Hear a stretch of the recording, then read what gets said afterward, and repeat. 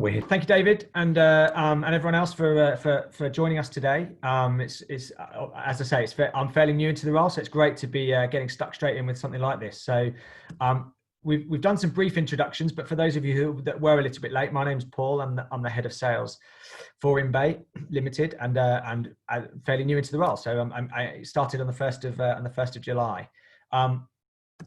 Our guest speaker today is someone I've worked with for a number of years, Tim Walker, who's the managing director of Aura Technology. Tim's going to be taking us through quite a lot of the, a lot of the content through today's presentation. Yeah, and I'll just well, rather than introduce myself again, I'll just say that the agenda we've covered around the importance of sales is based on my experience. It's not absolutely set in stone that you have to do everything here. Take whatever you think is right. I'm not here to preach to everyone. I'm just here to share some thoughts on what's worked for me. Absolutely, and I think same with myself. So in terms of covering off the agenda, we're going to go look through the importance of sales, understand a little bit more about our target customers, productisation, the actual sales process itself. And the real key importance of customer engagement, and then really a little bit of a focus around selling during the lockdown, which is obviously a challenge for all of us at the moment. And then really that'll provide us with an opportunity to, well, hopefully provide some questions. We're happy to take questions from the floor as we go. So by all means, if you want to, well, I think we have a chat room. So if you wanted to fire any questions in our direction as well, then please do as we go in the presentation. And obviously, if you want to pipe up and throw some questions to us as well, then we're more than happy to help create some interaction that way. So I guess the first thing we really want to talk about is the importance of sales, and certainly from within a tech focused business. I guess certainly some of the organisations I've been involved with, actually, that sometimes it's almost been a challenge of understanding the importance of sales, of really helping to create create value within a business. So I think the first slide we want to show you really, I guess, gives a little bit of information or a little bit of an insight into how the importance of sales in actually driving that valuation within the business forward. And Tim, I don't know if you want to talk a little bit about about the detail here. Yeah. So these are the four areas that, from base factors through to synergy factors, are some of the main drivers of value when someone's looking at valuing a business. And what I would say about this is the importance of growing the valuation of your business is important, whatever you're planning to do with business. So if your business is about being there for the long term and there's no real urgency to sell or desire to actually go through a process of selling, it doesn't matter. These are the kind of core factors that will drive value. So the base factors are sort of multiples of profit or multiples of revenue. And then the risk factors of the growth of the industry and the sustainability of what's going on within the particular business. Thirdly, the market factors are about those things that make good timing, things that are going on in the economy, and a drive towards hosted and cloud services would be an example of a market factor that, depending on where you're at within that particular sector, would be market drivers. And then the fourth area is the synergy drivers. So those areas that are either a strategic fit, so perhaps someone doesn't have a particular product set or market focus, a particular location, or the type of clients and the value of that client base that you have. So sales actually applies to all of those. You can't have a good profit line and a good revenue multiplication unless you are driving sales and you have evidence that your sales can grow organically and through acquisition. So they're just some of the things to think about, and that just sort of sets the context for the real importance of growing sales. So if we look at the next slide, Paul, in a bit more detail, we've got some more drivers of equity growth, and I'm just going to pull three of these out that I think are really, really important. So one is the sort of 2 o'clock on this wheel is the sales and profit growth. So being able to demonstrate that your revenue is growing and your profit is growing and that you're not just a business that's about cutting costs just before you sell or cutting costs on a regular basis to drive profitability, but actually profit growth is driven by revenue growth. And then at sort of 4 o'clock, the quality of income. The quality of income is absolutely key, and that's partly about the proportion of the business that is actually solid, contracted, and recurring. So those businesses that have got higher levels of recurring revenue that's contracted tend to attract much higher valuations whenever that time comes. And then at sort of 7 o'clock on this, we've got the sales and marketing process. So, and as you'll see as we go through this presentation, having some structure and thought and plans around sales and marketing that you then execute, and another business could replicate if they ever came along and bought you, is another key driver of evaluation. No, I agree, and I think as the structure around any kind of business development, well, any organisation around business development is really, really crucial to it driving forwards. And again, looking at the kind of key ingredients for driving recurring revenue, right from having sort of that ideal customer, right through to to that kind of strategic account management is really is really crucial, I guess. And as Tim sort of focused on that, the focus on recurring revenue rather than that kind of very feast and famine project revenue that can sometimes be fantastic, but also sometimes leave a few holes is quite crucial as well. Yeah, I mean, we're, a lot of the presentation is now based on these kind of 5 quadrants, through productisation to selecting who your target market customer is, and on to engagement. So I guess let's come on and move into those now, Paul. Okay, so really focusing initially on who your target customer is. It's something that Tim and I, sort of recalled the other day, in understanding Pareto's law, really, and which customers, ultimately make the biggest contribution to your business. And in some instances, whether or not actually customers are, in some instances, a bigger drain on your, on the resource of within the business than they are a positive, impact on that. Yeah, and this, I think we were saying when we were preparing for this last week, and we're comparing, thinking about what the stats were like at TaylorMade, which is the first time I really got into the weeds of analysing the Pareto law. And that business had about 200 customers and was pretty much exactly the Pareto law every year. So I looked at it going back over about 10 years, and every year the range had been 79% of revenues to 81% of revenues, and the top 20%, which was about 40 customers each year, accounted for exactly that number of the revenue. So, it helps you drive the decision when you actually analyze what makes up that top 20%. You start to think about what segments those come from.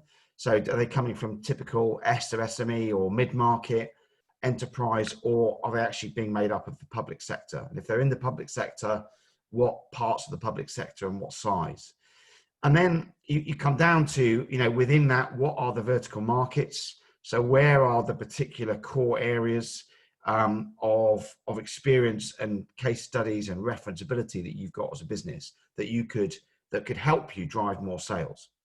And then the other area, the other obvious one, is around the territory. So perhaps some of it is just coming from a particular locality. You could have a density of customers on a business park or in a particular town or city. And again, that helps you get more leverage from referencing those customers and actually knowing that you can serve customers well in the particular locality. Absolutely. And I think to touch on vertical markets, I think one of the things that I found interesting actually in my last role was actually the number of competitors to the product that I was involved with, that actually bit by bit would kind of come and go because of their focus on one particular marketplace. And actually having, not avoiding all your eggs in one basket can actually, help deal with times like that, times like this, where actually, some markets really struggle and others, find some real success for whatever reason.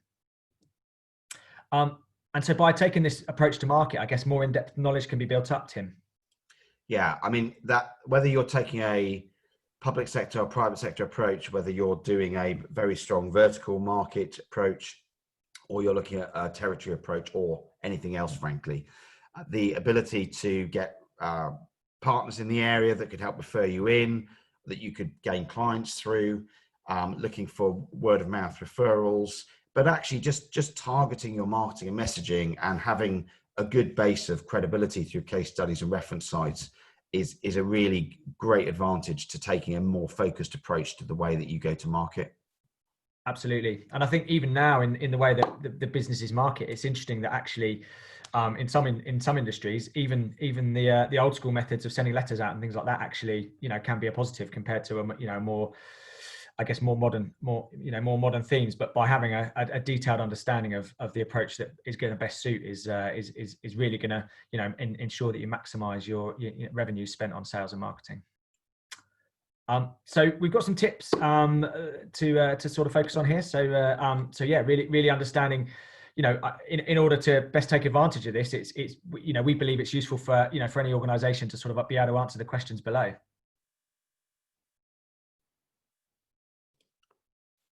Yeah, and I think the great thing here is that these can really feature in your messaging. So focusing, for example, on point number 2.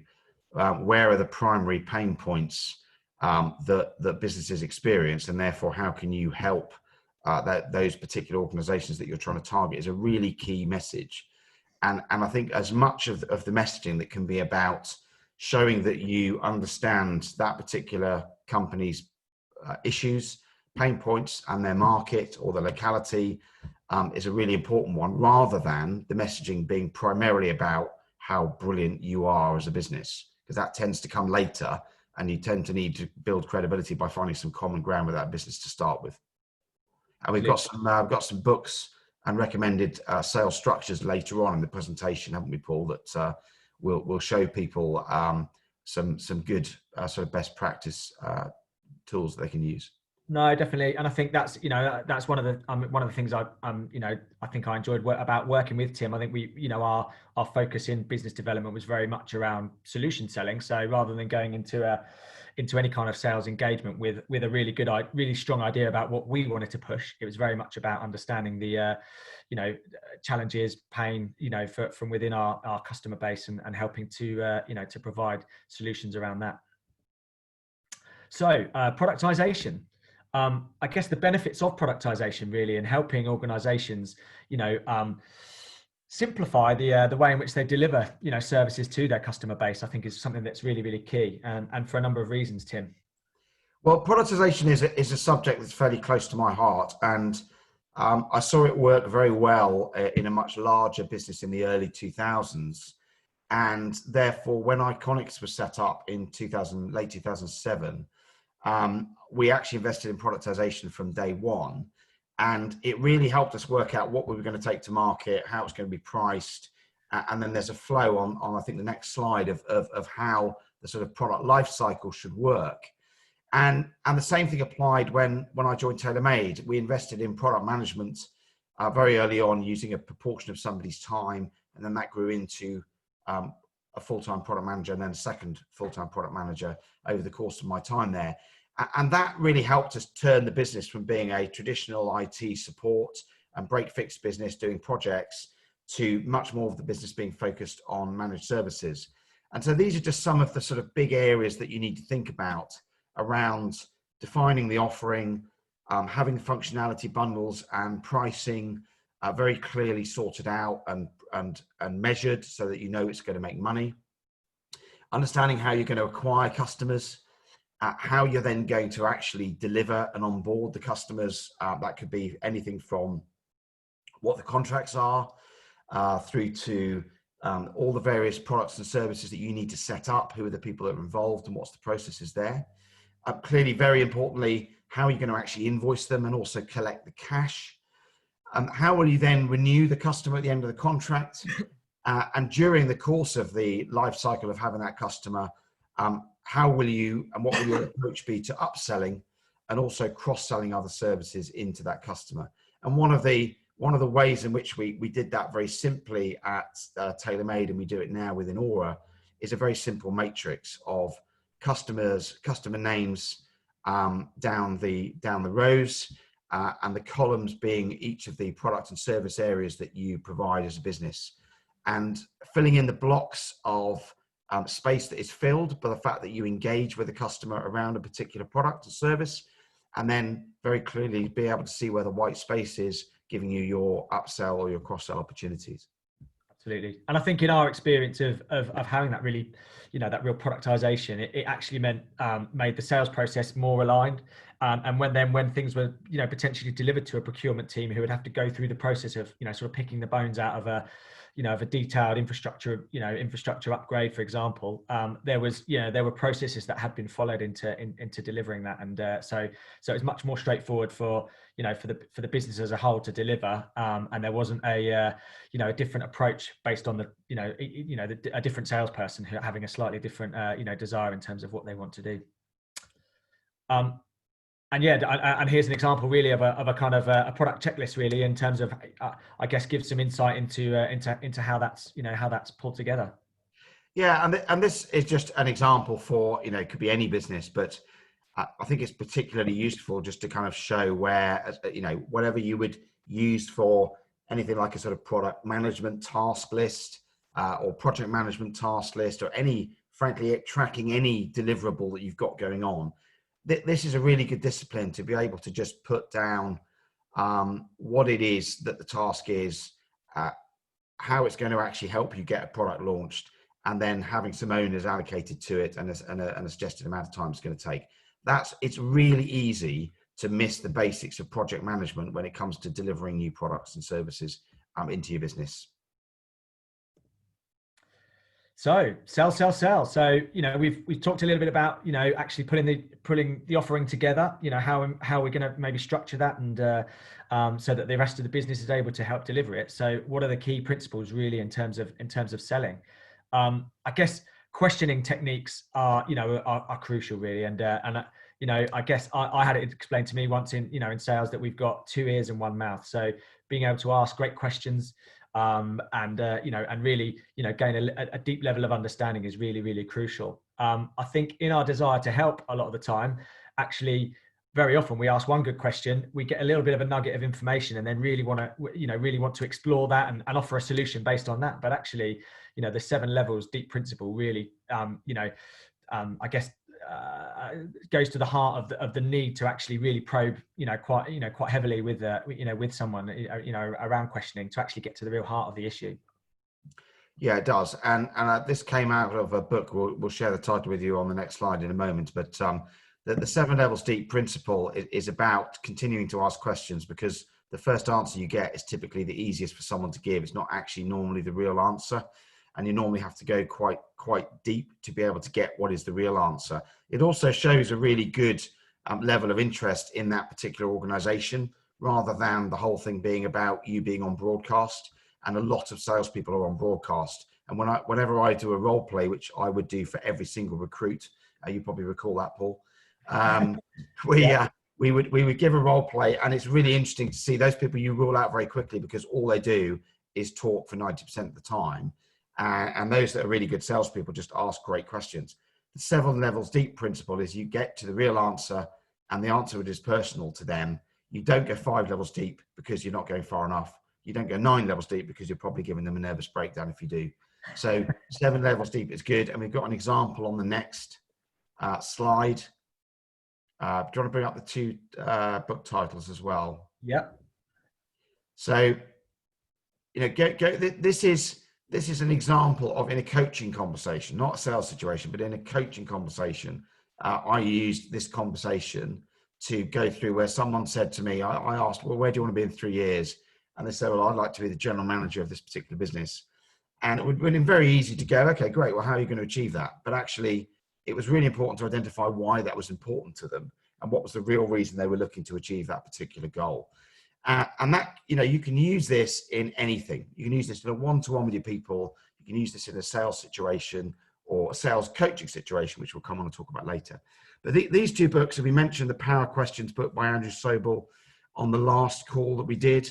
That would be a really good one to get when it comes to building relationships, winning new business, and the whole area of influence. But I really liked Millionaire Success Habits as well, which I probably read about 4 or 5 years ago. It's available as a book. Clearly, it's also available on Audible, which I found a really useful and digestible format. What I would say about this whole section on sell, sell, sell is we could be here for hours talking about this. We could probably do another session around that subject alone. But this is just a few areas of a particular pointers that we wanted to give relevant to this particular audience today. Absolutely. So, and then I guess that's further kind of reinforced, I guess, by the role that I guess we all play as managers to, you know, with our sales teams to, you know, to try and get the most out of them. And I think, you know, certainly at stages in my career, I felt lucky, you know, really lucky working with someone like Tim. I've also probably worked with sales managers or managers who, you know, who perhaps adhered to some of the pointers that are being highlighted here. So you know, where actually and actually I've worked in organizations where things like a performance process, for example, really has been a really great way of supporting someone. And actually there are people within that business who went through a performance process and are now very, very successful because the business was kind of true to that. And but obviously people have lots of experience where the performance process is actually that first step of someone trying to be managed out of the business. So I think sometimes, I'm sure we probably all have experience of, you know, having worked for, you know, for a bad boss who, you know, who probably adheres to lots of the, you know, the points that are highlighted here. Yeah, and I think you often see that, particularly with an MD of a business who, you know, really perhaps doesn't come from a sales background, thinks that just adding any salesperson that sales will automatically increase and that you don't have to do anything to support them. And, you know, often giving up on underperforming salespeople before they've actually offered the right support for that person to be a success. And actually, I see it most often with bad managers not wanting to pay commission. So almost, you know, skimping and trying to avoid paying someone the full commission and not just going with the letter of the and the spirit of a commission plan, or deciding that they don't want to have commission in their business at all, which I fundamentally object to. You know, I'm a huge fan of commission and rewarding and incentivizing through not only financial rewards, but other incentives. And I think it's a sort of small business mindset versus a growth business mindset that tends to differentiate people who are good bosses, good managers. So they know the products and services inside out in terms of the salespeople. They want to see success in others. We're going to come on and talk about coaching, but fundamentally being a good coach, like a good football manager, like a Jurgen Klopp, or whichever, it doesn't matter which team you support or not. You know, I think we can all say that Jurgen Klopp's done a pretty good job with Liverpool. And one of the reasons is because he's a great coach and he gets inside the heads of his team and really understands what makes them tick, motivates them, and is fundamentally supportive and takes a team ethos when things don't go according to plan, which of course, you know, they won't always go according to plan. So we'll come on and talk about coaching in a moment. No, absolutely. And just to really reiterate Tim's thoughts on commission, I'm in sort of full agreement really. And I've worked for businesses where someone drives a new car into the car park and the MD is almost shocked and slightly embarrassed as to, or you know, slightly ambivalent to the, you know, to the fact that they've been able to afford this. And I've worked for other businesses where I've almost been encouraged to spend as much money as I can because that's going to, you know, incentivize me to continue delivering for the business. So, you know, and so I think, you know, certainly from my perspective, I know which type of organization has certainly motivated me as someone who, you know, who wants to, you know, to smash my targets. Well, I remember early on in my sales management career, and I worked for a sales director who said, you know, when we had some various candidates we were assessing, and we had someone who, you know, was sort of mid to late 20s, still living with his parents. So, you know, we actually looked at it as what we were going to pay him, and we concluded that he'd probably have more disposable income than both me and the sales director because he had no costs. And turns out that actually he came into the business, he didn't perform particularly well until he went and got his own place and moved in with his girlfriend. And it was an interesting sort of, you know, sort of stage of life learning there for me in terms of people having motivators and understanding what they are. So that brings us nicely onto commission. So I think having a written commission plan which doesn't change all the time, which people can understand, and then is linked very clearly into a commission spreadsheet or statement that is provided to them on a monthly basis. And I'm very clear, and this is a little point, but it just sort of takes some of the sting out of all the internal arguments you can often have over commission. When the commission statement goes out, I always call it a draft. So you don't end up with a salesperson exploding as soon as it arrives in their inbox. And go, this is outrageous, that 10 quid I was expecting from that deal isn't there. And it's a draft, because finance teams don't always get it right if they're the ones that are preparing it. And there's a lot of line items often to get it right. So if that's done, it takes a bit of the sting out of it. It doesn't demotivate people if they think it's the final version when they get it. But it needs to be, the levers need to be based on what you're trying to get them to sell. If you want them to sell more MRR and managed services, don't pay them the same level of commission on hardware and one-offs. Give them, margin targets wherever you possibly can. But also assume that they probably won't read it.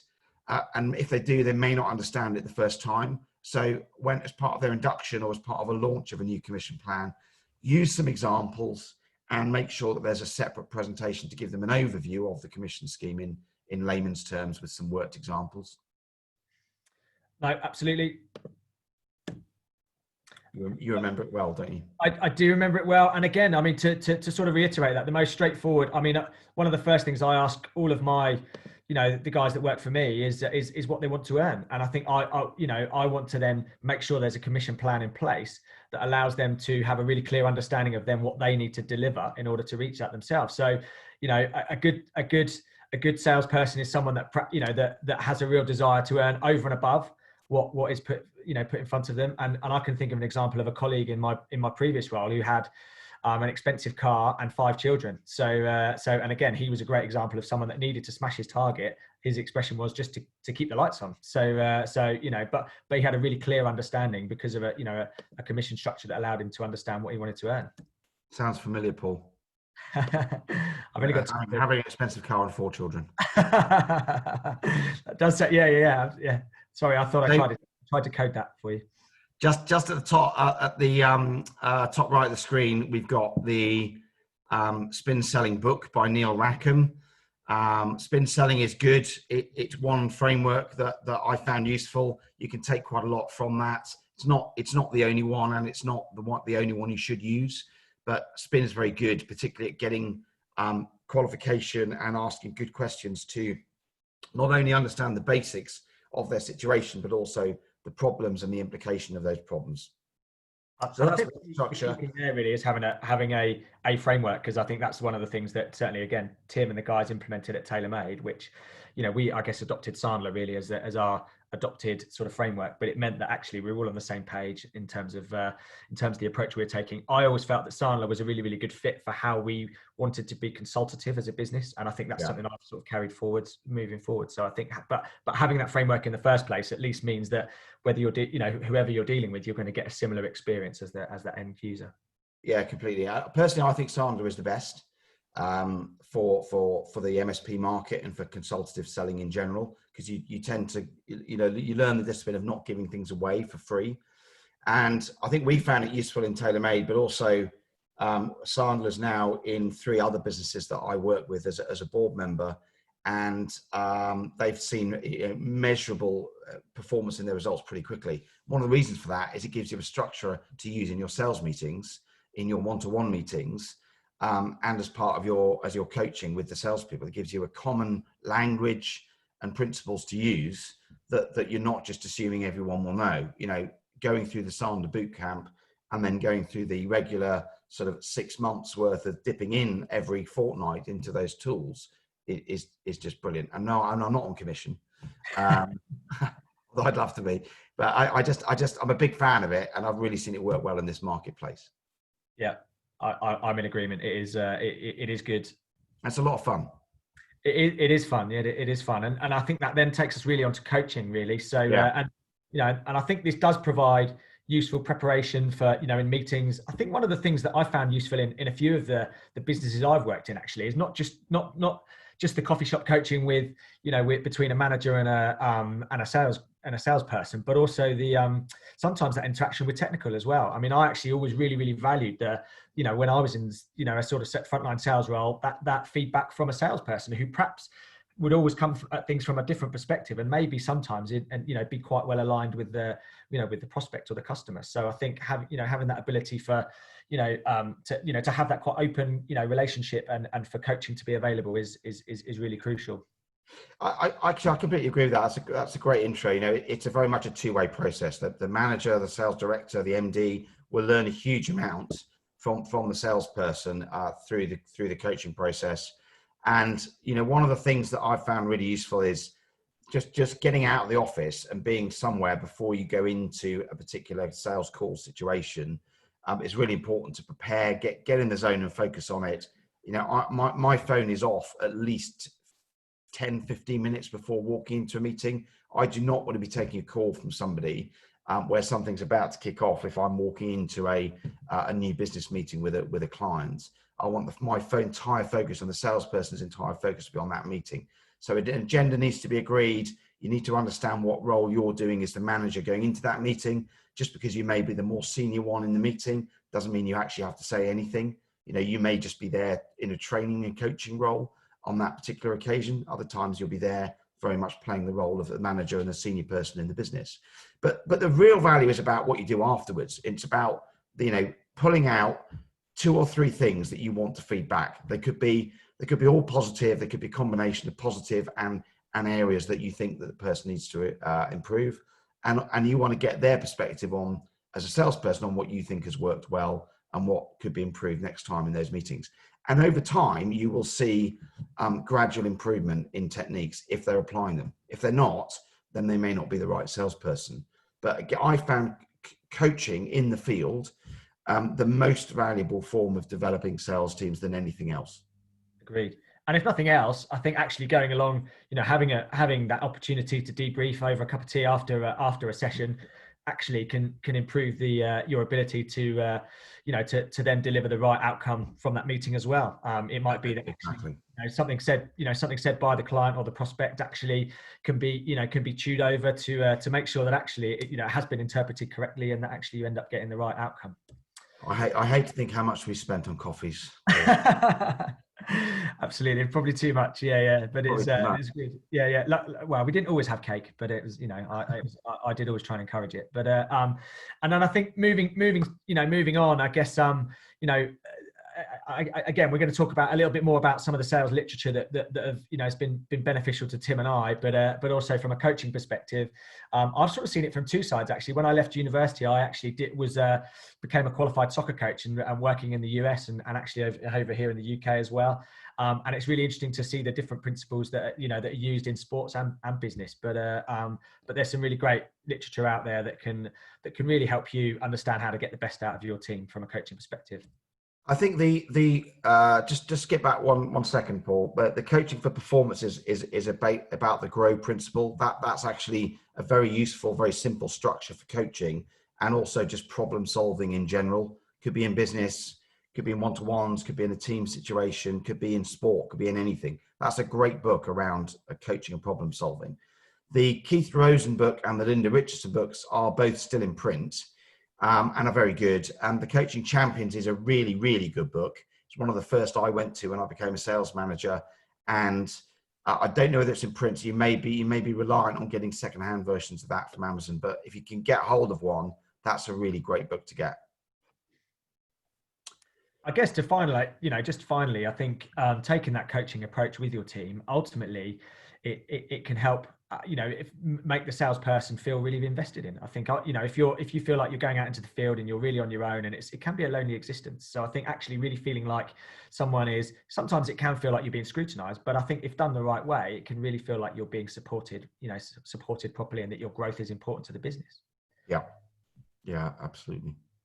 So moving on to selling, really, and these are some books that certainly the one in the middle, You Can't Teach a Kid to Ride a Bike at a Seminar, is one that was provided to me when I went through some fantastic, and Tim and I still talk about it. The trainer for the Sandler selling was a kind of a force of nature, and it was something that I always remember, and it's a great sort of book to revisit from time to time. And I know Tim's used quite heavily the other 2 books as well.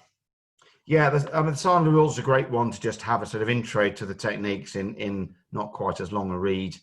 You can't teach a kid to ride a bike at a seminar is on Audible now as well, if you want to listen to it.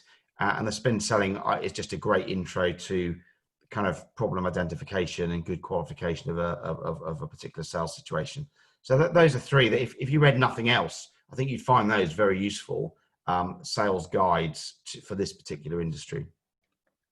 Absolutely. Great.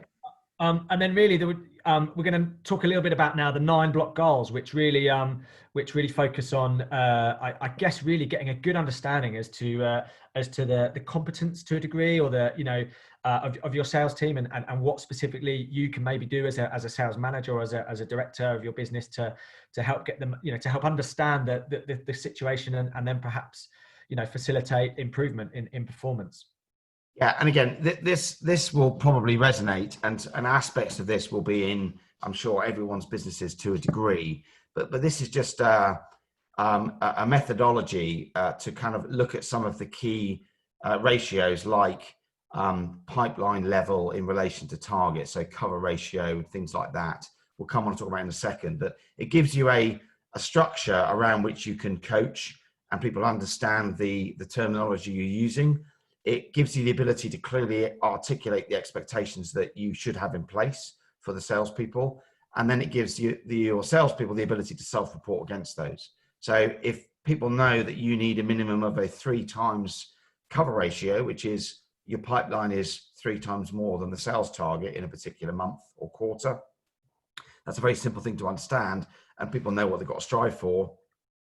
And they know that that's there for a reason. And therefore, if it's there, the likelihood is that it's going to help them achieve their number. So we'll look at that in a bit more detail in the next couple of slides. Hang on. Won't we, Paul? Yes, we will. If there's not a lot happening here, sorry. Oh, there we go. Great. There we go. So we've got sort of 2 sides to this, 2 axes for this: the performance axes and the pipeline axes.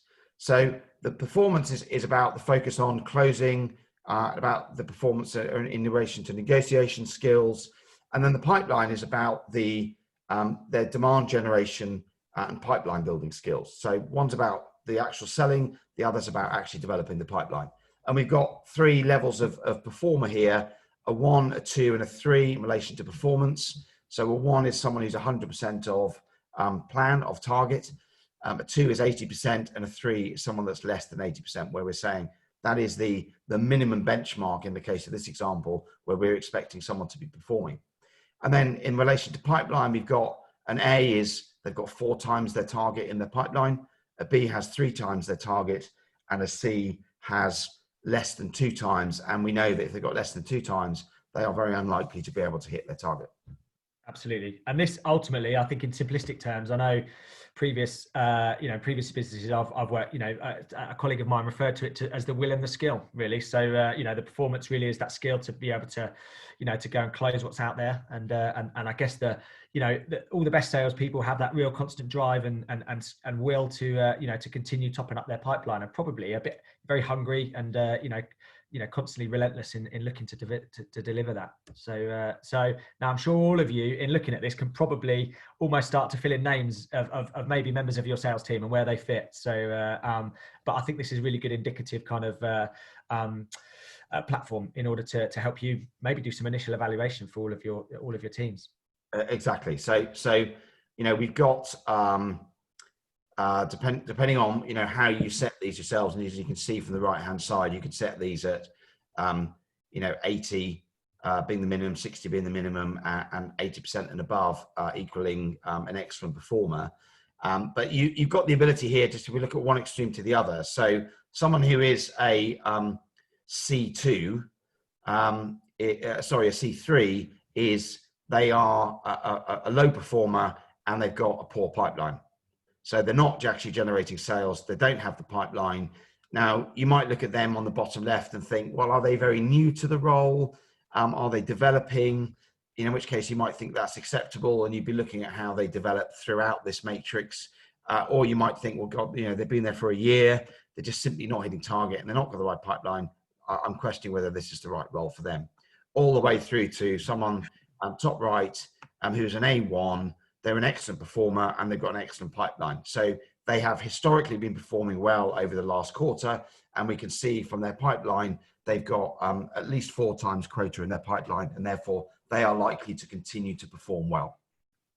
So it really is as simple as that. It does not take a huge amount of science to this. And if we just go to the next slide, Paul, then you can see that you can set these to suit your particular business. But in my experience, 80% of plan is set as a minimum hurdle for acceptable performance for people who've been in the role for normally after a sort of 6-month period, and a 3 times quota is normally the absolute minimum hurdle in terms of pipeline cover, and a 4 times target is normally a much more comfortable level where you could actually look at that and say, well, if I believe the pipeline, then I can understand that person will perform. And ultimately, I think this is a really great way of managing your team as well, because actually I know of businesses where actually they've been great performers in a team, within a team, but ultimately they've actually been quite poor at developing pipeline, which almost has then led the sales director to actually question, well, are we leaving stuff on the table? Even has this person got such a fantastic territory that actually they're able to cruise, and actually by having someone else in there that maybe was a bit more driven, we'd be doing better. And by the same token, it might be there's someone within the business who's really, really, really diligent, works really, really hard, great at developing pipeline, but maybe needs some assistance and some training on how to to get things over the line. So I think this is a great methodology for helping you understand your sales team and actually the support that's needed or action that you might need to take. Yeah, good thought. So moving on to customer engagement. I think the typical MSP engagement in a lot of instances is not necessarily a strategic one. So often it involves irregular kind of customer meetings and a lack of kind of multi-relationship engagement and as I say, an engagement that isn't terrifically strategic.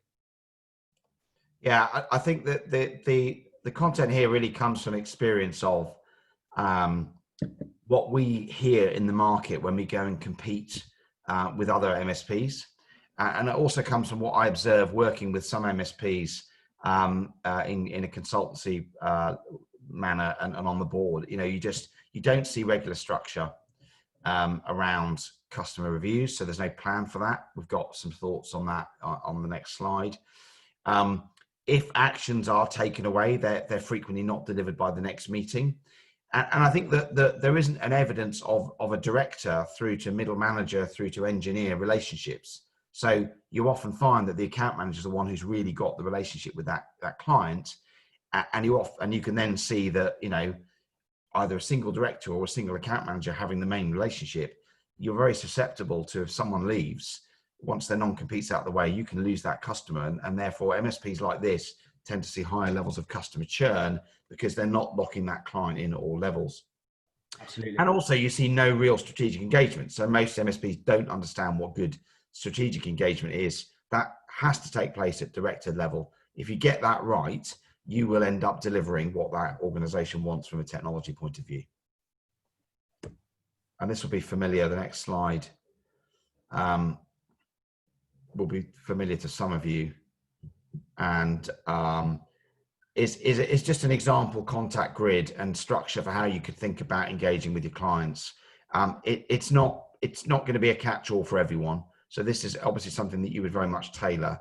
But I think just having something like this that is part of your quality management system, part of your intranet of your internal company documentation would be a really good thing to do.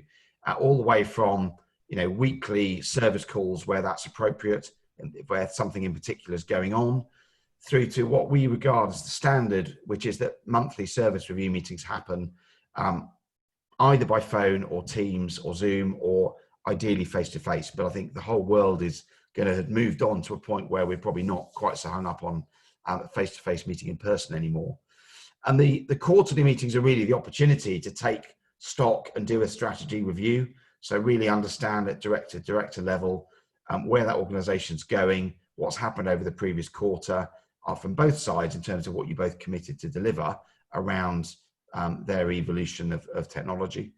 And then finally, for certainly the top 20% of customers for Paul and I previously, we would always have an annual review meeting, and that also gave you an opportunity to review what the upcoming budget was, and often actually have liaised sufficiently well with your client that actually you were involving setting that budget from the outset.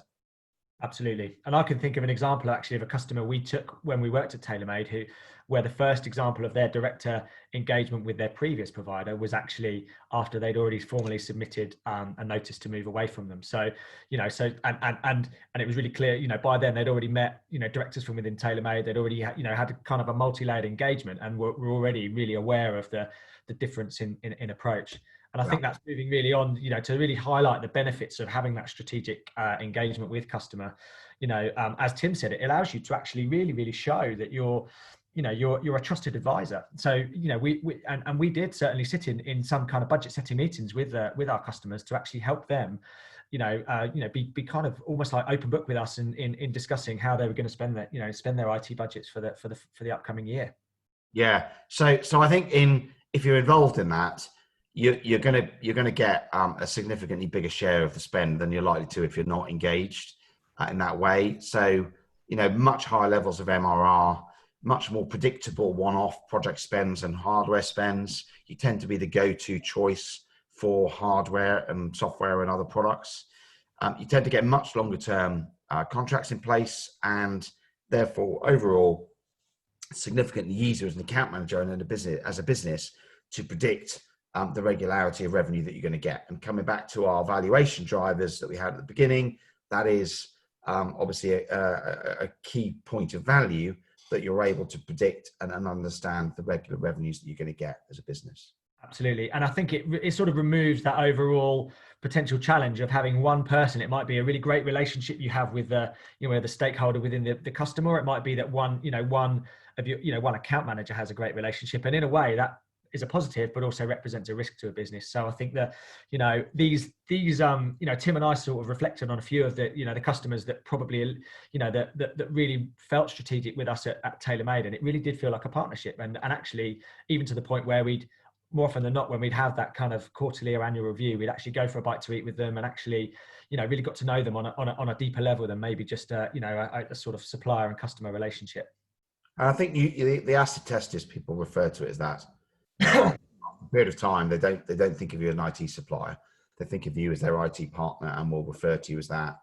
And I can think of one example where a client mentioned the word partnership frequently throughout a case study interview that was done by a third party for us.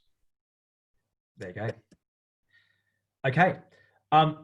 Measurement. I guess with anything like this, it's really, really important to make sure it's a fully measured process, and I guess this certainly helps the management, whether it be of your team or whether it be of marketing and the way in which leads are managed. Typical measurement areas, having those in place is a really crucial element to this. Yeah, and again, these are completely tailored to your business, but I'll just put some examples up there of marketing process measurement areas that you may want to consider.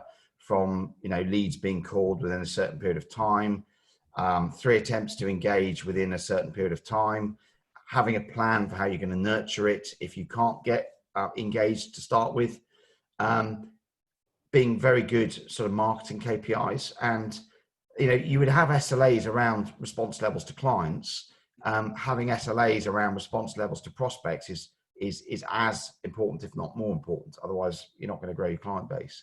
And then your sales process, we've got a formula on the next slide, but this is just going to give you some of the other areas that you would set the standard for your sales team. So forecast being updated, having a 1, 2, 3 times, 4 times pipeline trend, depending on where you end up setting that, a number of calls per day, proposals per month, things like that. And obviously a win-loss ratio, so conversion rate by rep, by salesperson, with maybe some root cause information in there if you've lost something, to understand why. But I think the next slide is probably the go-to formula from which you can take really a number of things from this. So this is the sort of key sales set of KPIs that get you to profitability. So the number of leads multiplied by your conversion rate of those leads gives you the number of customers you're going to get. If you then multiply those customers by the number of transactions that you get out of them in a year. And I would count, a one-off sale of hardware, a one-off sale of professional services as 2 different transactions.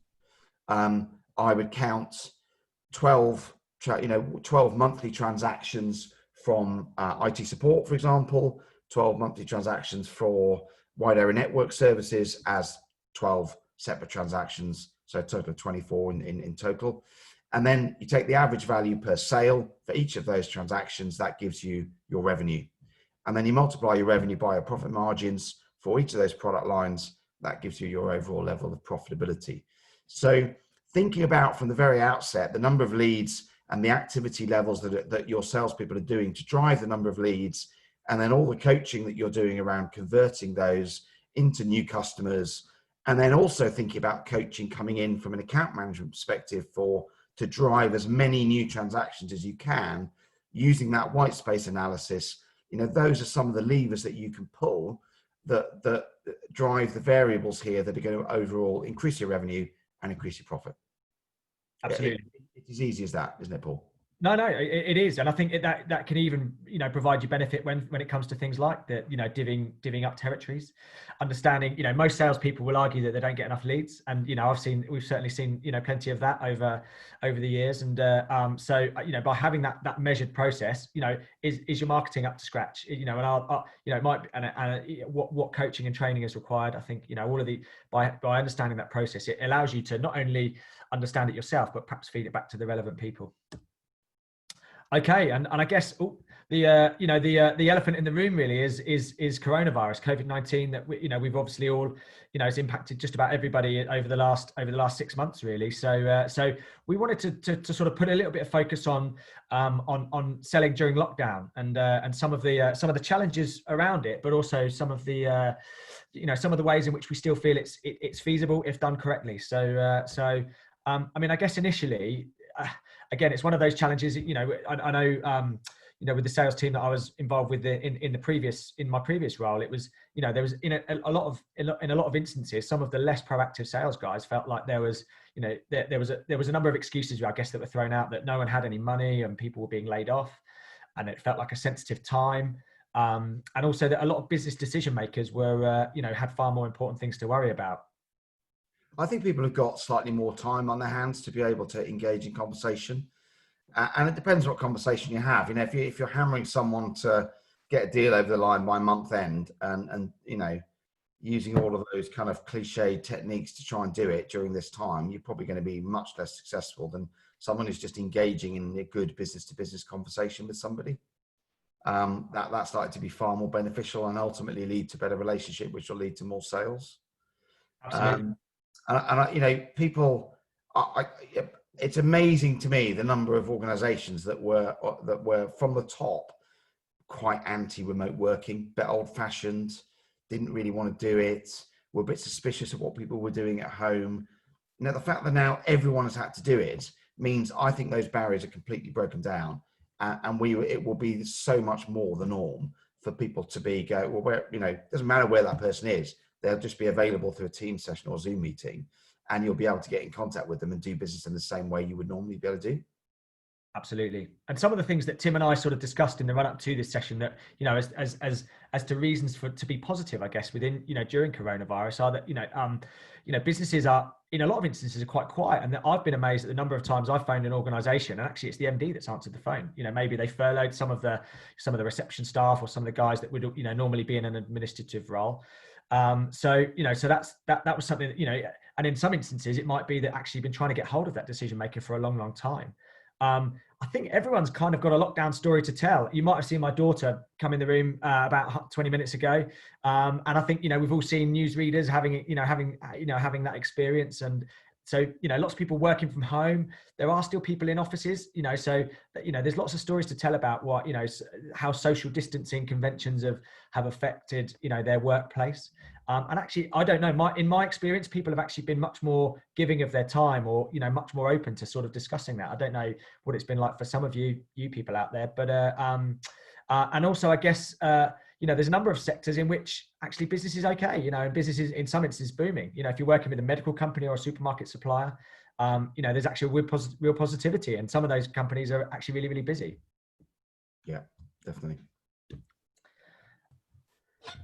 And then I guess some organisations, and again, I don't know how this, how some of you have been affected by this, but there are some businesses that are really using lockdown to kind of reset. I think particularly with the furlough scheme, there are some organisations that at some point are going to have to start picking up the tab again for staff that are being furloughed right now, and almost using this opportunity to understand, well, is everything they're doing really, really profitable and beneficial to them as an organisation. And other costs being saved as well. I don't know, with people working from home, I don't know, to what extent, you guys out there have potentially saved costs on things like travel expenses. I'm sure, Tim, you've saved a huge amount of time and money. And, I know you're a regular commuter to the city. I'm sure that's something that's, saved you a significant amount of time. Yeah, I mean, I was last in London in mid-March for a meeting with you guys, actually. Okay. In mid-March, sort of early to mid-March. That's the longest period I haven't been in London since 1994. Wow. When I first went to university. So and that's the case right across our business. The international travel to events with Datto and people like that have obviously all been canned, and I suspect they will be for the entire year. So there are opportunities, and where we've made investments as a business, it's been mainly about looking to streamline certain aspects of our organisation. We've actually made more investments in systems during the lockdown than in anything else, because we've had a bit more time to kind of manage some of those projects and deployments. Absolutely. No, that's a really interesting point. I think there are lots of people that actually have probably put off major projects for whatever reason, because the real world has just never really created the time to do that. And everyone knows that their inbox is going to keep getting filled up. But actually, the lockdown has provided an opportunity for that. I guess the key final point really is that in a lot of instances, with a sales team, we're not just building short-term pipeline. So, there's a real opportunity to actually establish that relationship and make sure that that as and when a business does maybe come back to full capacity, that you're the person that they've been talking to throughout that process. And as such, it's really important, I think, to tailor the message that goes out there. So, clearly, people have been affected by COVID-19 in a number of different ways. So checking the temperature, I guess, when you speak with someone is really, really important. And I guess ultimately thinking about how we can be of assistance throughout this period. Yeah, I mean, as it says there, the thing is, how do we all want to be remembered once this is all over? Being remembered as positively as you can in your clients' minds around how easy you made it for them to work and continue to do what they need to do as a business, how you supported them through it if they needed some help, maybe financial help, maybe some free time, resource, maybe just some over and above assistance in how to use tools like Teams, for example. And as you've said, I won't steal your thunder, but when we come on to the next slide, there'll be organisations that will be remembered in very different ways from this. Absolutely. No, and I guess maybe this is a bit controversial, but we want, I guess between us, we sort of, came up with some organisations, I guess, like Sports Direct and maybe Wetherspoons, who, I guess have been in the public eye through COVID-19 for some, I guess, maybe some negative reasons, whether it be through, the way in which they've laid off staff or the way in which they've continued to push, products at a time that's really, really sensitive and maybe inappropriate. And then there are other organisations, I guess, like Timpson's, who actually have really supported their staff, through that process. Or certainly there's been some real, some positive news stories. And then obviously organisations, I guess we put Tesco as an example, but things like our supermarkets, and probably I could put some examples of some of the local businesses that are in the village I live in, for example, who have continued to provide really important services to local people in need. So I guess, we wanted to sort of leave you with this sort of thought process of approaching, coronavirus and how to sell in that process, or how to sell in that time, as to how you think you want to be remembered. I think Timpson's a really great example, actually. I was in a Timpson's last week in Winchester, and I was talking to the guy that was in the store about what it'd been like during lockdown, etc. And they'd been closed for 2-3 months or something, every single Timpson's store. And Timpson's, so they furloughed everyone across the organisation, and Timpson's topped up, I think it was something like in excess of 8,000 staff. They topped them all up to 100% of salary for the whole duration.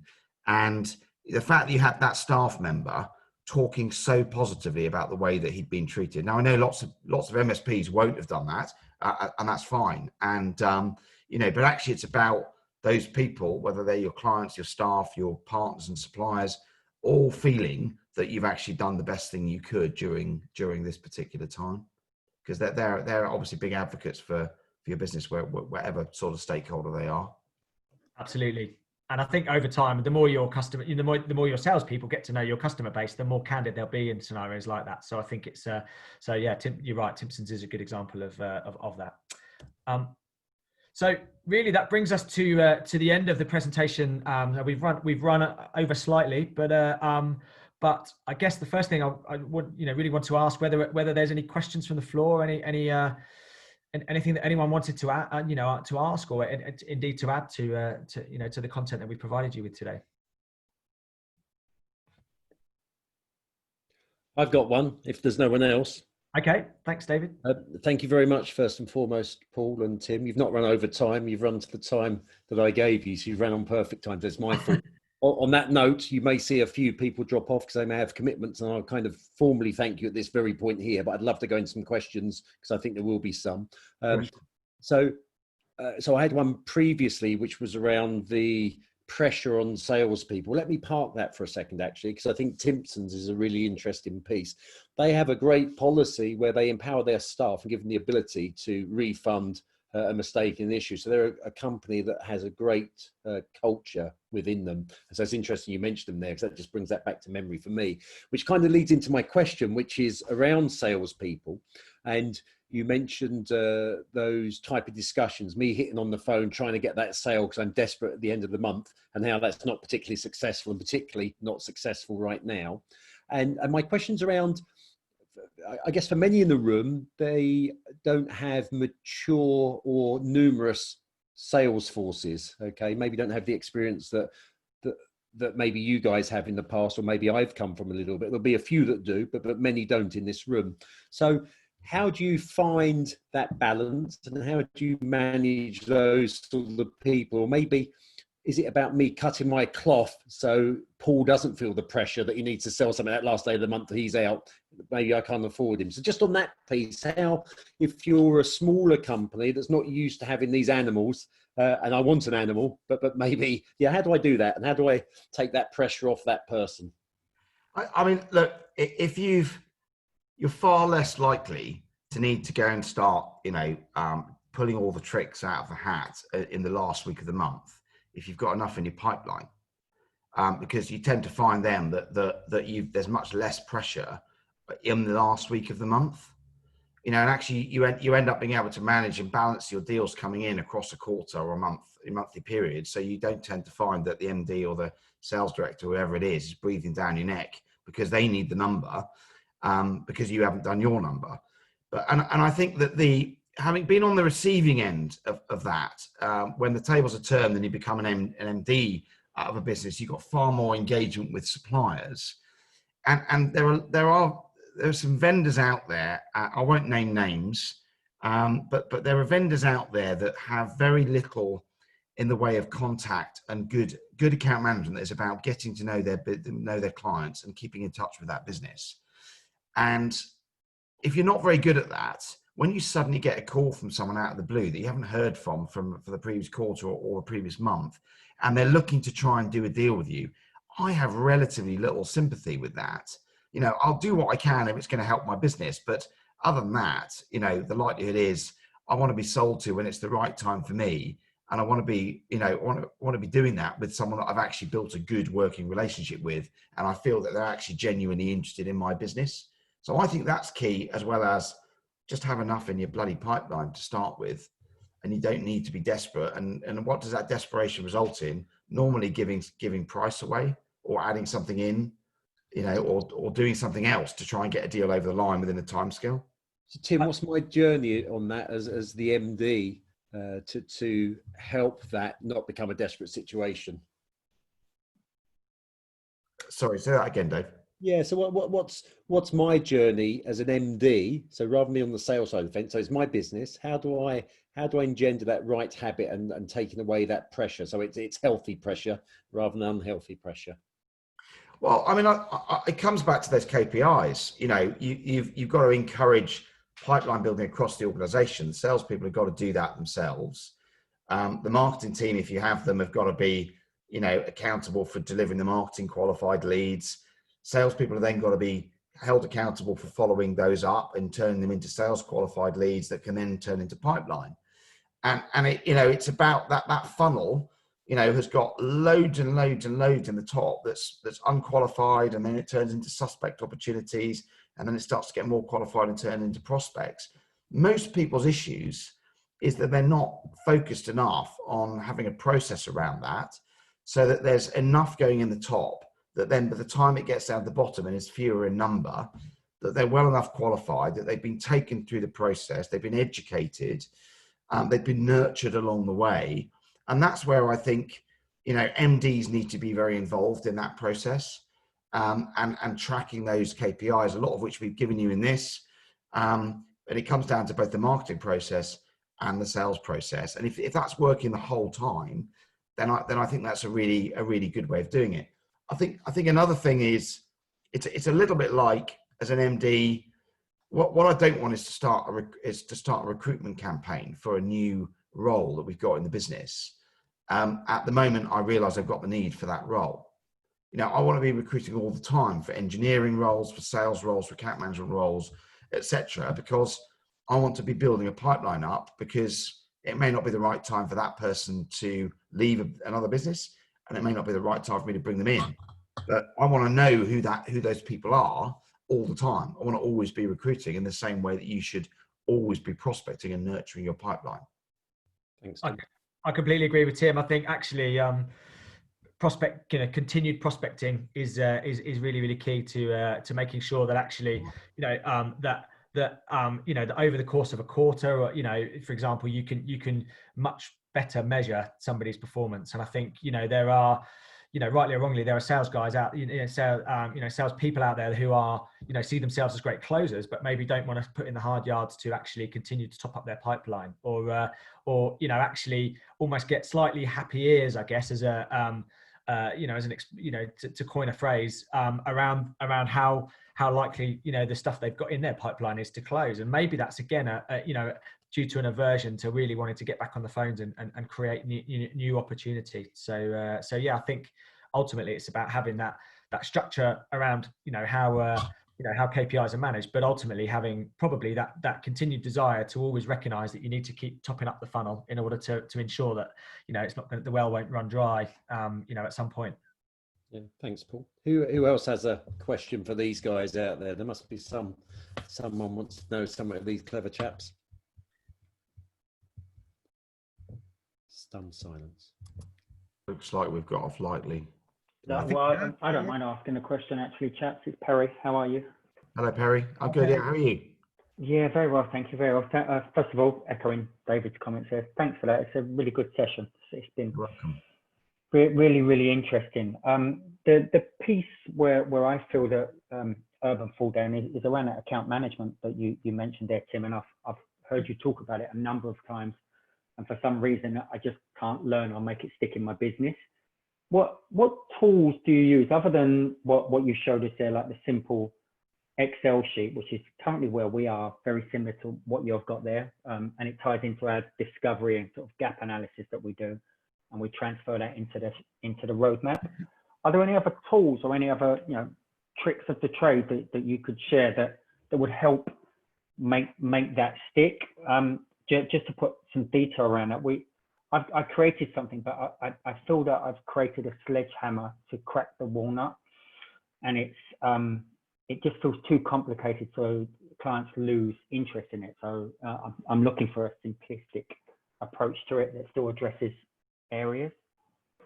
Yeah, and I think that's a great point. You know, it's got to be simple because people have got a lot. You know, and as an account manager, there's a lot to the role, and you know, you've got potentially keeping the client happy and all the day-to-day that goes with account management.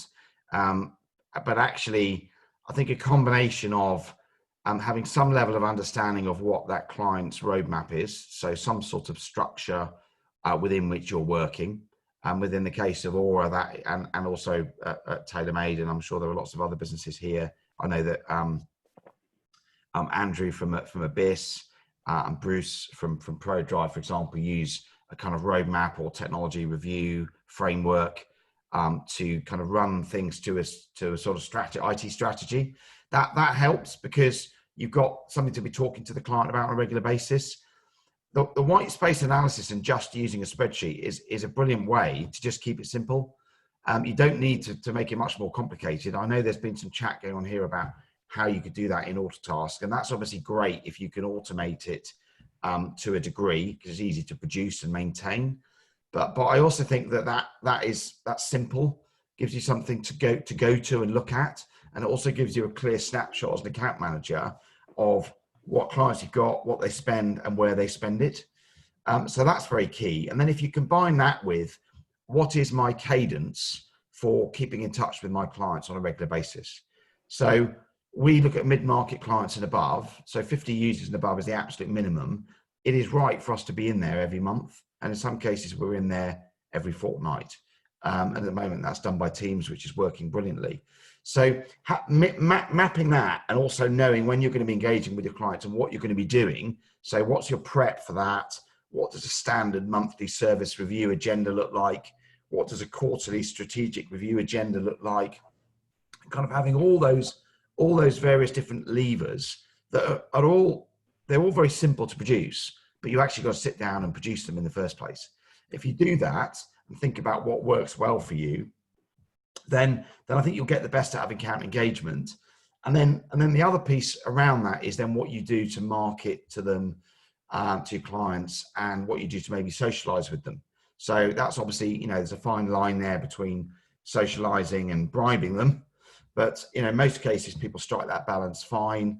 And, you know, going for a twice a year lunch or dinner or something like that with your client helps you cement those relationships. And then also having seminars, webinars, real world events when we can get back to those. So you're able to continually engage with the client. That also works very well. And I think that most businesses that are on here are of a size like mine, like Paul's, like Imbay's, like yours, Perry, you know, where we're not running businesses of hundreds and thousands of people at this point. So it's actually easy for us as directors to work with our account managers as well, so that we're engaged at the right times as well. And again, I think that's about having that cadence set so that you know that as a director, you're engaged. Sales director or head of account management might be engaged every quarter. As an MD, you might be engaged every quarter. You might only be engaged once a year. But knowing what you're going to do for each client not only helps you manage that client really well, I think most businesses really like to know what that supplier is going to do in the way that they manage the relationship. So when Paul and I worked together previously, you know, Paul would always have a year's worth of account review meetings on a monthly basis arranged ahead of time with clients. And that's just a recurring meeting request in Outlook. It's the simplest thing to do, but most account managers in most MSPs won't do it. And that's the way. Yeah, I was going to say some of the other bits and bobs we did as well, or even things like a floor walk with the, you know, if you're working with an IT manager or someone who actually sometimes is seen as the face of the IT team within that business, actually making yourself visible to our day-to-day users sometimes is a great way of sometimes extracting really key information. And it might even be, I did a floor walk once with a customer that was quite an important one to Tim and I came away with a load of hardware. I came away with basically hardware orders, so, you know, but actually they felt like it was a really great service. So sometimes I think, you know, I guess feeling like actually, I think probably it comes from the new business scenario initially, on the basis that actually if the person selling into one of your clients is actually selling the account management function as real added value to the organization, as a real handholder, as the composer of the orchestra, that's going to make sure that you get the best possible experience from your IT, provision, then actually that actually softens up the initial interaction. I think actually Tim, I know you in the new business team, or I always felt like did a good job of positioning it like that as well. Yeah, thanks. Appreciate that. It's something we're working on right now, taking the opportunity, obviously. Well, Harry, just reach out if I can help. Thanks, Tim. I appreciate that. Were there any other questions at all? Did anyone have anything else they'd like to ask? Yeah, I've got a question. It's Luke here from Holistic IT. Firstly, thanks. I missed the first part of the session, so if you've covered this, I apologise for asking it again, but it's in regards to like commission structures and how you would set a commission structure up for, I suppose there's sort of two types of salespeople I would define within our business. One, going out there to get new business or signing new customers up to recurring revenue services, and the other one being an account manager that's managing the ongoing relationship and processing orders day in, day out of a month. How would you distinguish what you sort of incentivize those people with? Sort of target structure, commission percentages, and that sort of thing. It's really important to get it right for your particular business. So I'll talk in general terms. Paying somebody a commission based on margin, the margin that's generated is best practice. But equally, you can do it against revenue if you have a sort of fixed pricing structure that where the margins are very predictable. So what I tend to do is look at an annual margin target that's then divided by the number of months over which you're targeting them. So typically, obviously, normally 12 months to fall in line with the financial year. And then paying them a percentage of whatever they generate. Now, the percentage you pay them will vary widely depending on what package you're bringing them in on. But broadly, what I have used is someone's basic salary in a new business sales role is then matched by the amount of commission. So just to keep the numbers nice and round, I'm not coming up with these for any particular reason, but if you're bringing an a new business salesperson in on £30,000, they could earn £30,000 in commission on top if they're on target. And then you might add a car or car allowance, and you've then got other costs and benefits that you might add in to the mix in calculating that overall seat cost. So what you then tend to do is work out what level of return you want on that cost. So if that 60,000 of basic and commission might get you to 80,000 in all the other costs included, then you've got to work out what's the right level of return for you as a business. And typically, I would look for a minimum of 3 times target based on that. So you'll be looking for a kind of 3 times overall margin generation for that sort of cost. So that would take you to about a £240,000 annual margin target as a minimum that you would look to target that person on. And therefore, the commission structure, what you pay them, has got to be linked to what they're costing and then what you're going to expect them to generate in terms of revenue. So, and then what I would do is consider things like accelerators for multi-year contracts. If you're looking to drive managed services revenue, so you might pay more commission there on an accelerated rate. You would look at maybe annual accelerators for people that are over 100% of target for the year. So you increase the percentage of commission they get at the end of the year if they're over target. And then during the course of the year, you could build in accelerators around particular products. So if you want someone to do, a real drive on Datto or a real drive on selling, in-bays, knock and service desk offerings, for example, then you would apply an incentive to your salespeople to go and drive sales, because either you're being given an incentive by that vendor or you just want to drive that particular product line in your business. So it's a bit of a big area, and that is a bit of a high level answer because of time. But maybe we could do a follow-up session to this and go into commission in more detail. Yeah, I think that'd be beneficial. So one brief question, just following on what you said there. would you split the type of incentive payment out for somebody bringing new business in versus somebody that's looking after a customer on an ongoing basis? And for example, I suppose you call it a hunter versus a farmer, if you like. So if I'm sending somebody out there to get new business in, how do I pay them? So let's say they sign up a customer for 12-month contracts, and that has a 12-month revenue or level of estimated profit. Do you pay them a one-off commission up front for that, or do you pay them a partial commission each month? And obviously on the flip side, for the hunter, who then would take over that account, let's say, and maintain the customer service and the account management and the ongoing product sales for that business, our business currently will pay them each month based on their total GP performance, let's say. So there is like a difference there in my mind. We do very little of the hunting at the moment. We do quite a lot of the farming. So I'm just more thinking about how I would introduce a hunter to the business and how would I pay them versus how I currently pay my existing, what I would class as sales staff, their account managers. I'm still I'm a fan of paying people one-off commissions linked to the overall value that client's going to bring in, rather than paying account managers sort of an annuity stream that builds up over time depending on the base they manage. So I'm very much about whether there's a new business or existing accounts, a one-off commission that's based on the new business that's generated. So if you've got an account that's got 12 months, 36-month IT contract, and there might be some hosting in there, and you go and sell, the account manager manages to sell some sort of big infrastructure change, and that comes with a load of project management and hardware, etc., then I would treat that as a one-off sale and pay them a one-off commission for that. But what I would typically do with an account manager is pay them, depending on the size of base they've got, I would normally give them a bigger target than the new business people, depending on the profile of their base, because they should be able to get more out of that base than somebody, just doing a piece of new business where they may get an initial sale, and then the account may move over to a farmer who may extract more value from it over a period of time. I think ultimately what you're looking to get from a new business person is to focus on their skills at closing something and then move them on to the next thing. So from, in the experience of, I guess with both with TaylorMade and my last role, there was quite a structured kind of breakdown between new business and customer business, the hunter and the farmer. And I think actually the real focus on the new business side in both instances was, get those guys doing what they're really, really good at, and then actually hand it over to the account management team, where it's relevant, without it feeling too swift and too impersonal, but to get those guys back out, creating more new business opportunity.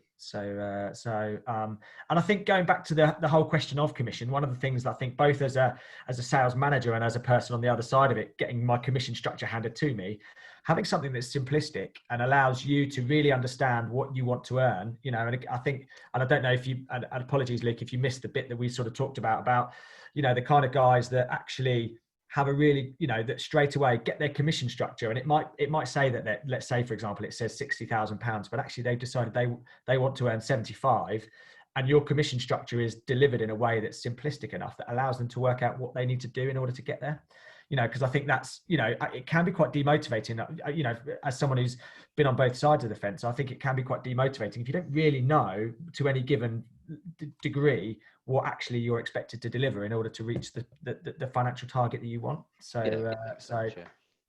I think that's, and as a sales manager, I think, again, you may have missed it, but one of the first questions I ask of my team is what they want to earn, because I think that gives me a really good insight into how driven they are, I guess, but also what we need, how I can help them get there. Yeah,